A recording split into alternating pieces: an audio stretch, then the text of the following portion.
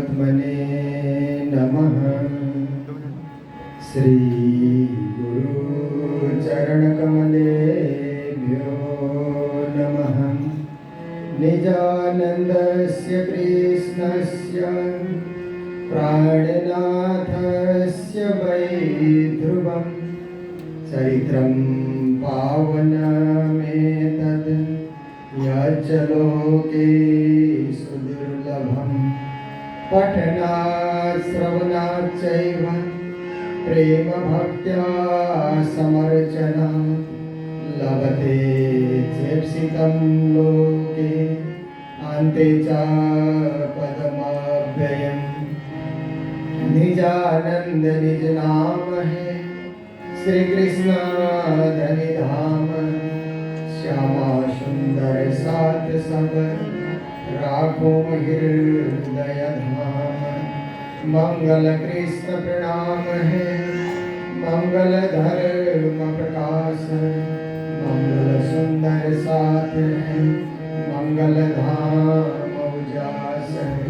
मंगल सुंदर साथ है मंगल धाम उजास है। बोलो वृंदावन बिहारी लाल की जय। श्री सद्गुरु महाराज की जय। श्री प्राणनाथ प्यारे की जय। मेरे तो आधार राज श्यामा के चरणार विंद। मेरे तो आधार राज श्यामा के चरणार विंद।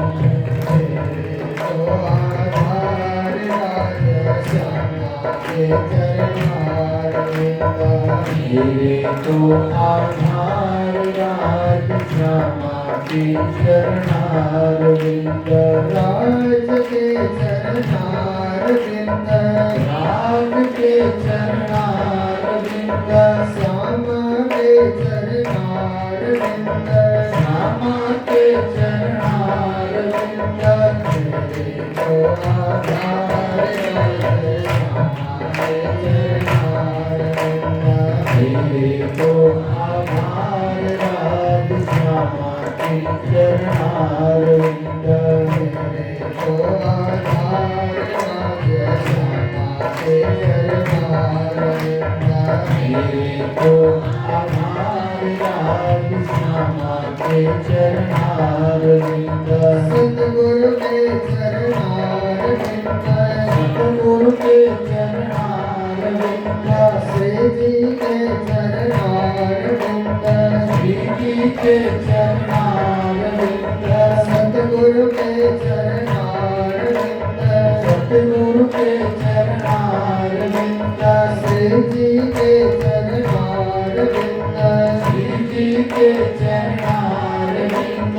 मेरे तो आधार राज श्यामा के चरणार विंद। मेरे तो आधार राज श्यामा के चरणार विंद। मेरे तो आधार राज श्यामा के चरणार विंद। मेरे तो आधार राज श्यामा के चरणार विंद। के चरणार विंद। के चरणार विंद। के चरणार विंद। श्यामा के चरणार विंद। कृष्ण कन्हैया लाल की जय। परम आदरणीय श्रीमद् भागवत समर्मज्ञ स्वामी श्री सदानंद जी महाराज, धर्मोपदेशक श्री देवकरण गांधी जी, इस स्थान की महंता विदुषी परम सखी जी और विदुषी शारदा जी, संगीतकार महानुभाव, हमारे विगत नगर के दोनों पुजारी जी और मेहता परिवार के सभी सदस्यगण, श्री हरीश मेहता जी के अनुरोध और आग्रह पर आप सब पधारे हुए और समस्त धर्म प्राण शिरोमणि सुंदर साथ जी, माताएं, बहनें, भाइयों, सभी को कोटि कोटि करवत्ता प्रेम प्रणाम। आज का दिन विश्व के समस्त हिंदुओं के लिए परम पावन दिन है, परम मंगलमय दिन है। प्रभु राम का आगमन विश्व को मर्यादा की शिक्षा देने के लिए, विश्व को धर्म की शिक्षा देने के लिए, विश्व को अन्याय और अत्याचार के विरुद्ध लड़ने की क्षमता देने के लिए, मानवता की रक्षा करने के लिए, धर्म की रक्षा करने के लिए और पूरे भारत को जोड़कर रखने के लिए प्रभु राम का आगमन हुआ त्रेता युग में। और आज सारा विश्व हिंदू समाज प्रभु राम के जन्मदिन का भव्य उत्सव मना रहा है। हम सब हिंदू समाज के अंग हैं। वैसे हम लोग कृष्ण भक्त हैं, क्योंकि हिंदू धर्म में यूनिटी इन डाइवर्सिटी ये सिद्धांत का प्रतिपालन किया जाता है। कोई राम भक्त है, कोई शिव भक्त है, कोई विष्णु भक्त है, कोई देवी भक्त है, कोई कृष्ण भक्त है, पर सब में सामंजस्य है, सब में प्रेम है, सब में एकता है, सब एक दूसरे के हित चिंतक हैं। यह पूर्व काल से ही चला आ रहा है।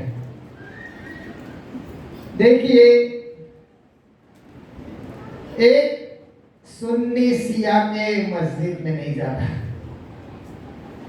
एक शिया सुन्नी के मस्जिद में नहीं जाता,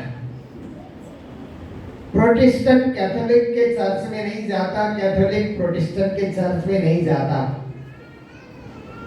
पर हिंदू समाज सभी हिंदू मंदिरों में जाता है, दर्शन करता है। और परमात्मा एक है, रूप अनेक है। परमात्मा का रूप अनेक है, परंतु पूर्ण ब्रह्म परमात्मा मालिक सबके एक है, ऐसा विश्वास रखता है। ये हिंदू धर्म की महिमा है, हिंदू समाज की महिमा है। और उससे भी हर्ष का विषय है, 600 साल के बाद फिर से राम मंदिर बनकर तैयार हो रहा है। 600 साल पहले बाबर के आक्रमण से राम मंदिर बाबरी मस्जिद के रूप में परिणत हुआ था। तब से हिंदू समाज अपने अधिकार को पाने के लिए, अपने प्रभु राम को पाने के लिए संघर्ष करता रहा। अब आकर के न्यायालय के आदेश से और हमारे प्रधानमंत्री के पूर्ण प्रयास से फिर से राम मंदिर बनकर तैयार हो रहा है। ये मात्र एक राम मंदिर बनने की बात नहीं है, ये हिंदुत्व में विश्व बंधुत्व है। ये संदेश विश्व को देने के लिए भी मंदिर तैयार हो रहा है। हिंदुत्व हमेशा विश्व को अपना मानकर चलता है। वसुधैव कुटुंबकम, विश्व ही हमारा परिवार है। प्राणनाथ जी ने भी संदेश दिया, सुख शीतल करो संसार। विश्व में हम सुख देना चाहते हैं, शांति देना चाहते हैं और विश्व को एक परिवार समझते हैं। देखिए, हमारे महामती प्राणनाथ जी भी लोहाना परिवार से थे।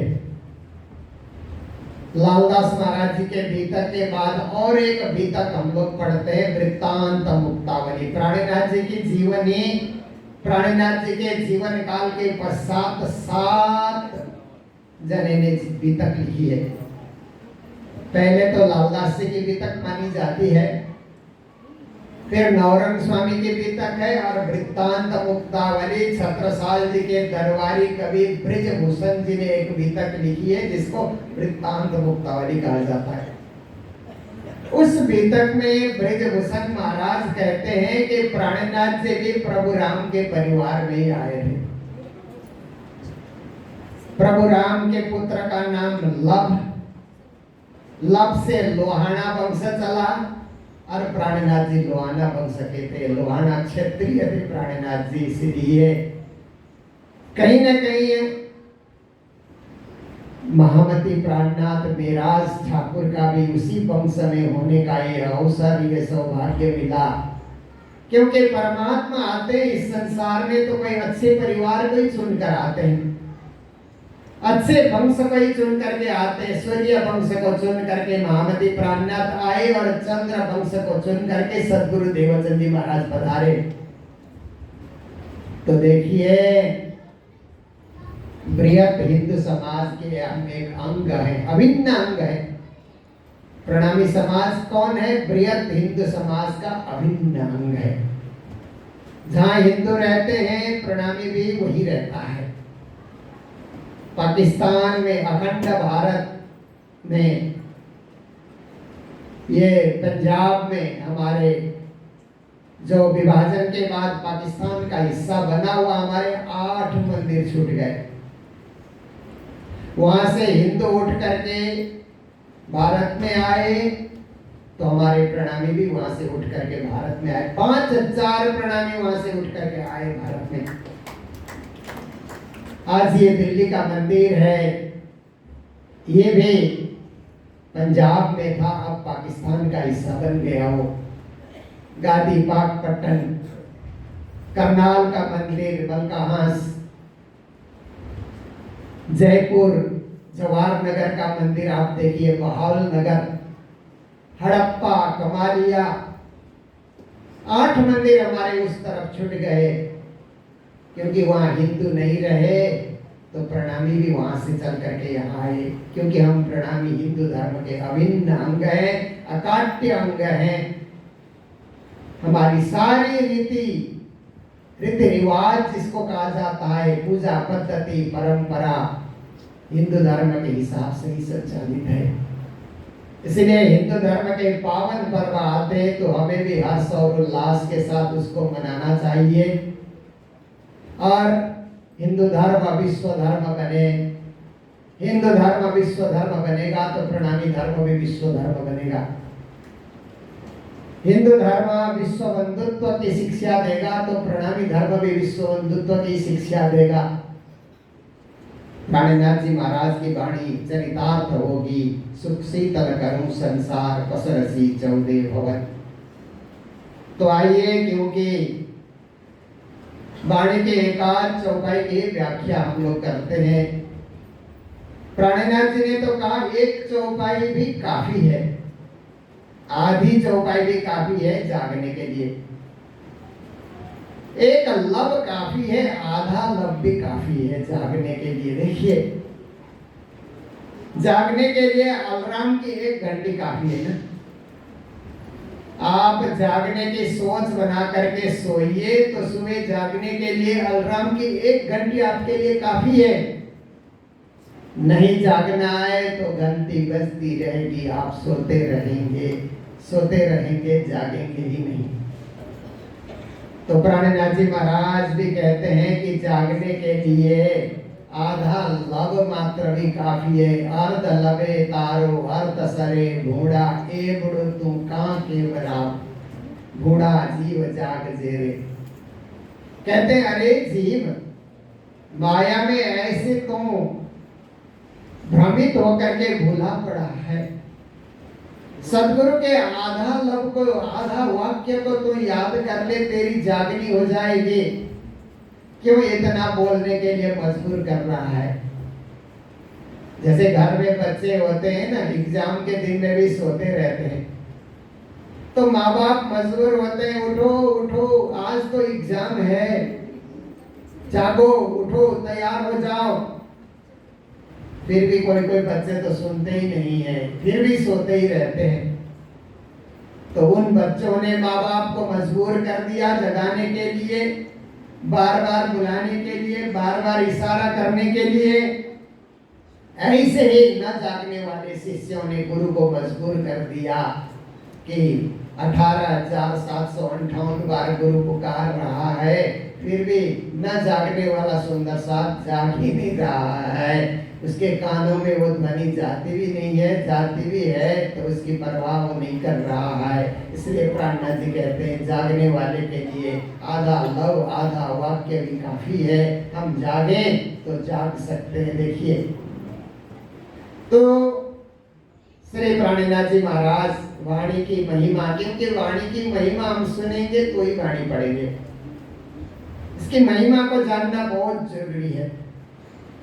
श्री प्राणनाथ जी महाराज ने कई जगह प्रारंभ में ही रास ग्रंथ में वाणी की महिमा बताई, और हमारी वाणी का फाउंडेशन ही रास है। रास रूपी फाउंडेशन में वाणी रूपी इमारत खड़ी है। आप देखिए जैसे जिस भवन में हम लोग बैठे हुए हैं ना, ये सत्यनगर का श्री कृष्ण प्रणामी मंदिर, इसके नीचे भी फाउंडेशन है ना, नींव के पत्थर है। नींव के पत्थर हमारे बोझ को भी ढो रहे हैं, मंदिर के बोझ को भी ढो रहे हैं। हम ऊपर नाचते हैं, जोर जोर से धम धम आवाज करते हुए नाचते हैं, तो नींव के पत्थर को कितना बोझ सहन करना पड़ता है। क्या कभी हमने उसका ख्याल किया?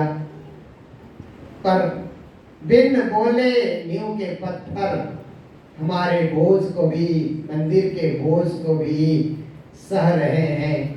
इसीलिए नींव के पत्थर को कभी भूलना नहीं चाहिए। ऐसे ही रास वाणी को कभी भूलना नहीं चाहिए, क्योंकि रास रूपी वाणी उस नींव पे संपूर्ण वाणी खड़ी है।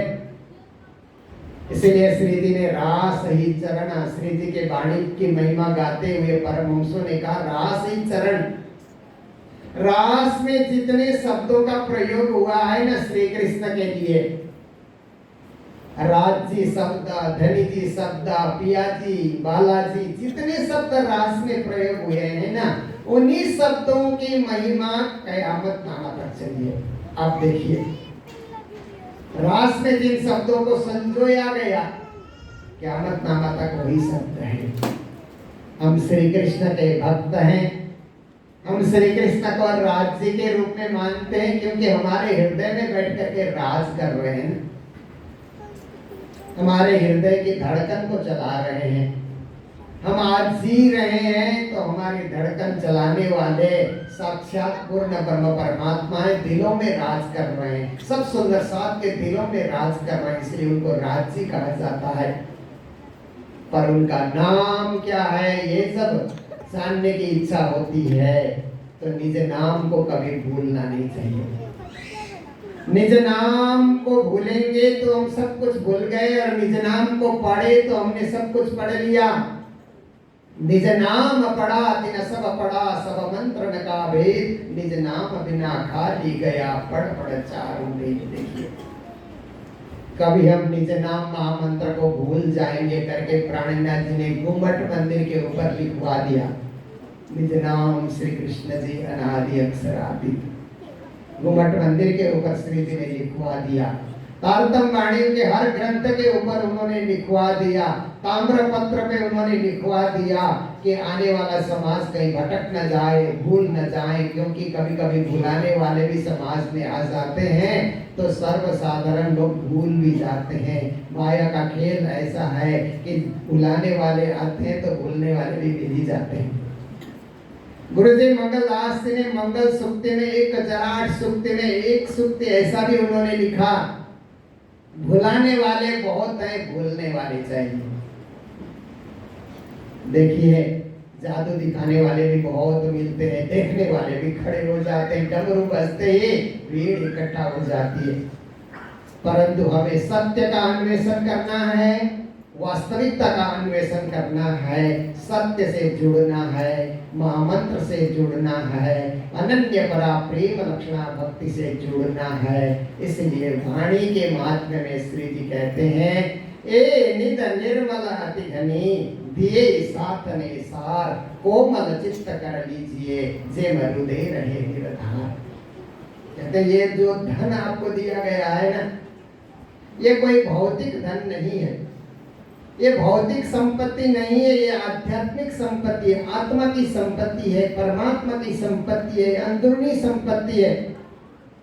जो अंदरूनी संपत्ति आपको बांटा गया है, आप देखिए गुरुजन क्या बांटते हैं। एक अंदरूनी संपत्ति बांटते हैं, आध्यात्मिक धन, आध्यात्मिक निधि, जिसके चलते हम मजबूत हो जाते हैं, खड़े हो जाते हैं, निर्भय हो जाते हैं, अभय हो जाते हैं, फियरलेसनेस हो जाते हैं, क्योंकि हमारे पास एक आध्यात्मिक निधि है, गुरु का आशीर्वाद है। तो श्री जी कहते हैं ये तारतम वाणी रूपी जो धन है ना, ये निर्मल धन है, पावन धन है, पवित्र धन है, निष्कलंक धन है। देखिए प्राणनाथ जी महाराज ने हरिद्वार में 1 महीने तक शास्त्रार्थ किया। अभी तक में आप सुनते हैं विक्रम संवत 1735 आया, हरिद्वार में महाकुंभ का मेला लगा, सारे संत गुरुजन उस समय डर रहे थे कि ये बादशाह औरंगजेब अपनी सेना भेज करके मेले को तहस नहस न कर डाले, क्योंकि मुगल शासक तो यही करते थे ना, जहाँ हिंदू मंदिर है उसको तहस नहस करो और वहां पर मस्जिद खड़ी कर दो, जहाँ हिंदू मेला लग रहा है उसको भी तहस नहस करो, क्योंकि वो विदेश से आए थे भारत को लूटने के लिए, भारत का धन ही नहीं भारत की संस्कृति को भी लूटने के लिए आए थे। तभी प्राणनाथ जी ने कहा राजा में मलुरे रानी राय तणो धर्म जाता रे कोई दौड़ो, जागो ने जोधा रे उठ खड़े रहो, नींद निगोड़ी रे छोड़ो। अरे भारत के राजाओं, आपके पड़ोसी राजा का धन हरण कर रहा है तो आप खुश होते हो कि मेरे शत्रु का धन हरण हो रहा है, पर शत्रु का धन हरण नहीं हो रहा है, भारतीय संस्कृति का भी हरण हो रहा है, भारतीय धर्म का भी हरण हो रहा है। इसलिए जागो, उठ खड़े रहो। प्राणनाथ जी ने सबको जगाना चाहा, परंतु एक छत्रसाल के सिवा कोई उस समय जाग न सका। जागा भी तो कुछ पुरुषार्थ कर नहीं दिखाया। प्राणनाथ जी ने सारे पंडितों को, विद्वानों को शास्त्र, देखिए उस समय क्या था, मुगल राज ने और अंग्रेज राज ने क्या है कि मुगल लोग चाहते थे कि हिंदू हिंदू लड़ते रहें तो हम कायम राज करते रहेंगे। इसलिए क्या करते थे, शैवी और वैष्णव आपस में भिड़ते थे शास्त्रार्थ करके। शैवी कहते हैं हम बड़े, वैष्णव कहते हैं हम बड़े, देवी भक्त कहते हैं हम बड़े, और विष्णु भक्त कहते हैं हम बड़े, आर्य समाजी कहते हैं हम बड़े, सनातनी कहते हैं हम बड़े। आर्य समाजी और सनातन का कितने सालों तक शास्त्रार्थ चलता रहा, जब से दयानंद स्वामी आए। हिंदू हिंदू लड़ रहे हैं ना, तो आपस में हिंदू हिंदू शास्त्रार्थ करते तो मुगल लोग दूर से हंसते थे, हाँ ये लड़ते रहेंगे तो ये कभी संगठित नहीं होंगे, ये संगठित नहीं होंगे तो हम कायम राज्य करेंगे, क्योंकि हमारे ऊपर आक्रमण कौन करेगा, संगठित समाज ही तो आक्रमण कर सकता है। प्राणनाथ जी भी हरिद्वार गए तो सारे साधुओं ने, धर्माचार्यों ने शास्त्रार्थ का ऐलान कर दिया। श्री जी ने स्वीकार किया, शास्त्रार्थ करते रहे 1 महीने तक। पर प्राणनाथ जी का ज्ञान इतना निर्मल और निष्कलंक का ज्ञान था कि सभी अभिभूत हो गए, कहने लगे स्वामी जी आपका ज्ञान तो बहुत ही निष्कलंक ज्ञान है, इसलिए आपको निष्कलंक बुधावतार के रूप में हम सुशोभित करते हैं। बुध ज्ञान को कहा जाता है, 2 शब्द है, एक बुद्ध है ना, गौतम बुद्ध, एक शब्द है बुधा। बुध का अर्थ होता है ज्ञान। आप ज्ञान के अवतार हैं, आपके पास जो तारतम ज्ञान है ना, ये एक दुर्लभ ज्ञान है, उस तारतम ज्ञान के आप अवतार हैं। इसलिए आप मात्र कल की अवतार नहीं, आप निष्कलंक अवतार हैं। आपके पास निष्कलंक ज्ञान है, इसीलिए आपको इस शास्त्रार्थ में विजय प्राप्ति करने के लिए अभिनंदन करते हुए, विजय का अभिनंदन करते हुए श्री विजयाभिनंदन निष्कलंक बुधावतार की पदवी से आपको विभूषित करते हैं। सभी ने विभूषित करके उनकी आरती भी उतारी। गंगा जी की आरती तो उतारते थे, आज प्राणनाथ जी को भी वहां खड़ा कर दिया। साथ साथ में प्राणनाथ जी की आरती उतारी गई, बड़ा आनंद उत्सव हुआ। भाई नई रे नवखंडो आरती। प्राणनाथ जी ने कहा संतों, ज्ञानियों, मनीषियों, विद्वानों, देखिए हम लोग आपस में शास्त्रार्थ करते हैं तो हमको मिलेगा क्या? हम ही आपस में जूझ रहे हैं, हम ही आपस में भिड़ रहे हैं, हम ही आपस में लड़ रहे हैं। चलो दिल्ली औरंगजेब से शास्त्रार्थ करते हैं। काजी मुल्लाओं से शास्त्रार्थ करते हैं, क्योंकि एक ही धरातल में, एक ही परिवेश में जो धर्म जन्म लिया, भाई भाई आपस में लड़ेंगे तो क्या मिलेगा? लड़ना है तो शत्रु से लड़ो ना।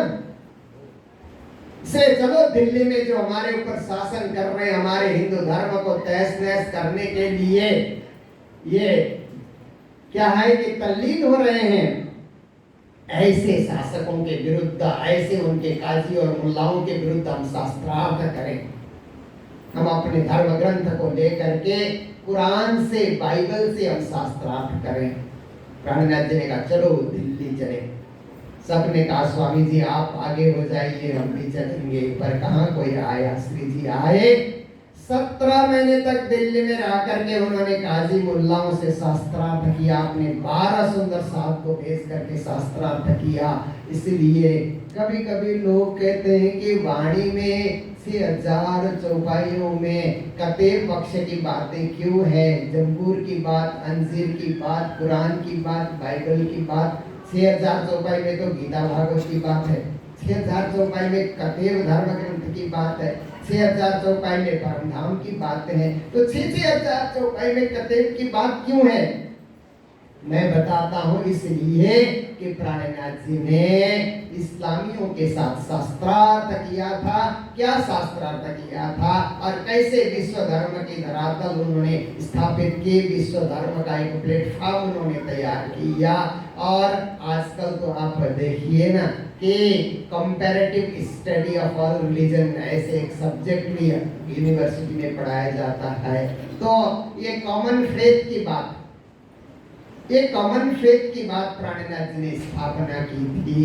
तो ऐसे महामती प्राणनाथ जी महाराज की वाणी जो है बहुत ही दिव्य वाणी है, पावन वाणी है। इसलिए कहते हैं ए निध निर्मलाधिगनी, ये जो धन है निर्मल धन है, सबको पावन करने वाला ऐसा एक ज्ञान है। दे साथ ने सार, कहते मैंने सार का सार निकाल करके आप सुंदर साथ को पिरोस दिया है। सार निकाल करके आप देखिए कि कहीं आप गए तो भोजन करने के लिए सब कुछ तैयार करके रख दिया है। चावल जो है ना, पहले धान के रूप में होता है ना, कूटा जाता है, उसके बाहर के भूसी को निकाल दिया जाता है। फिर चावल है, उसको भी पकाया, पिरोसा, थाली में रख दिया। गेहूं को भी पीस करके आटा बना करके उसको भी रोटी के रूप में तैयार करके, सब्जियों को भी सुधार करके उसको भी पका करके थाली में कटोरियों के साथ भोजन रख दिया गया है। अब कोई कहता है कि उसको लेने के लिए कोई तैयार नहीं है, उसको खाने के लिए तैयार नहीं है, तो उसका दुर्भाग्य है। श्री जी कहते हैं मैंने सार का सार निकाल करके, आपको कोई मेहनत करना पड़ेगा नहीं। सारी तपस्या देवचंद जी महाराज ने कर ली और सारी तपस्या मैंने की, बस आप तो ग्रहण करके चलो। इसलिए दिए साथ ने साथ कोमल चित्त कर लीजिए। इसको लेने के लिए चित्त को तो कोमल बनाना होगा, कठोर चित्त बनाओगे तो नहीं ग्रहण कर पाओगे। चित्त को कोमल, अति कोमल, जैसे जमीन को कोमल बनाने से, बीज डालने से बीज उगते हैं ना।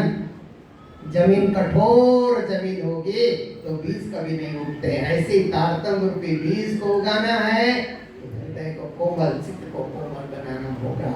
जे मरुदे रहे निरदार, कहते हैं आपके हृदय में सदा ये ज्ञान बना रहे, सदा ये मंत्र बना रहे, सदा ये वाणी बनी रहे और सदा प्रेम लक्षणा भक्ति का मार्ग आपके हृदय में बना रहे कि उसी मार्ग पे आप चलें। और 400 साल से चली आ रही है जो धारा है ना, ये भक्ति धारा, ये प्रणामी धारा, ये निजानंदी धारा, इस धारा के हम अनुयायी बन सकें और इस धारा से हम इधर उधर विचलित न हो, बस स्थायी रूप से इस भक्ति धारा से हम जुटे रहें। हम गर्व करें अपने धर्म के लिए, हम गर्व करें अपने देश के लिए, हम गर्व करें अपनी संस्कृति के लिए और हम गर्व करें अपने गुरुओं के लिए, अपने सत्शास्त्रों के लिए। तो हमारा जीवन धन्य होगा, महान होगा, परम पावन होगा, परम पवित्र होगा। तो ऐसे तो वाणी की चर्चा 1 घंटे 1.5 घंटे में की जा सकती है, परंतु समय आज 1 घंटा से आज हमारी ऐसी गाड़ी लेके चल रही है। आज रामनवमी का पावन पर्व है। पूज्य महाराज जी का वेश देख करके और महाराज जी के साथ जो हमारे साथी भाई आए उनका ड्रेस देख करके हमको पहले लगा कि एक बहुत लंबा उत्सव में सहभागी बन करके आ रही है। तो हम लोग भी यहाँ प्रतीक्षा करते रहे कि जब महाराज जी आएंगे तभी कार्यक्रम की शुरुआत हम लोग करें। तो बहुत ही अच्छा समागम हुआ और पूज्य महाराज जी के द्वारा आप भागवत भक्ति रस का आस्वादन करेंगे, जीवन को सफल बनाएंगे। मैं हरीश मेहता जी, मेहता परिवार और सभी बंधुओं ने मुझे भी इस कार्यक्रम में आने के लिए आग्रह किया, फोन किया, पहले से बताते रहे। तो सभी को पुनः धन्यवाद करते हुए, साधुवाद देते हुए वाणी चर्चा को अपने शब्दों को ही विराम दे रहा हूँ।